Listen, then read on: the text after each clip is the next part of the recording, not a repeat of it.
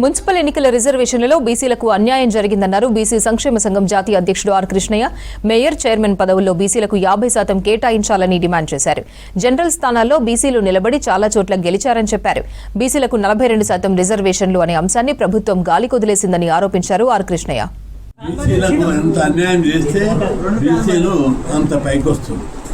గ్రామ పంచాయతీల్లో తొక్కేశారు 42% అని 22 జీవో తీసి 17% అమలు చేశాం. మున్సిపాలిటీలో 42 ఇస్తామని చెప్పి 34% జనాభా ఉంది, ఈ కోట నిలబడని చెప్పి మళ్ళా దాన్ని 28కి తగ్గించారు. అడుగున బీసీలకు తప్పుడు అణచివేత అన్యాయం చేస్తున్నా బీసీలు జనరల్ సీట్లలో కూడా 58% మొత్తం సీట్లు మున్సిపాలిటీలో 52 పంచాయతీల్లో గెలవడం జరిగింది. ఇది చరిత్రాత్మకమైనటువంటి అంశం. ఈ పరిస్థితిలో నేను రాష్ట్ర ప్రభుత్వాన్ని డిమాండ్ చేస్తున్నా, జనరల్ సీట్లలో ఎక్కువ మొత్తంలో బీసీలు గెలిచారు.